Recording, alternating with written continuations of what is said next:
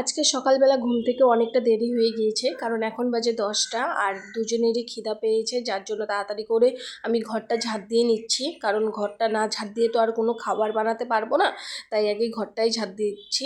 তোমরা দেখতেই পারছো আমি এখনই ঘুম থেকে উঠলাম, যার জন্য আমার মুখ চোখের অবস্থা এরকম, বুঝতেই পারছো তোমরা। আর এখন আমি ঘর ঝাড় দিয়ে আমি আমার হাজব্যান্ডের জন্য, দুজনের জন্য কিছু একটা বানাবো খাওয়ার জন্য এখন।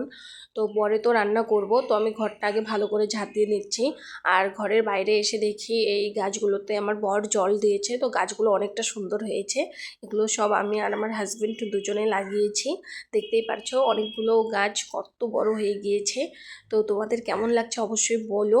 আর চারপাশটা এরকমই আমার ঘরের সামনে। আর এদিক দিয়ে আমি আমার হাজবেন্ড দুজনেই ব্যারাস করে নিচ্ছি, ও তো আসবেই না ক্যামেরার সামনে, আমি জোর করে নিয়ে আসলাম। আর দুজনে একটু ঢং করে নিচ্ছি, দেখতেই পারছো।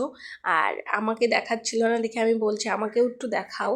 তো এদিক দিয়ে আমার বর বলছে, তা আমরা দুজন ব্যারাস করছি। তো সবাইকে জানাই শুভ সকালের শুভেচ্ছা এবং ভালোবাসা। তো টাটা।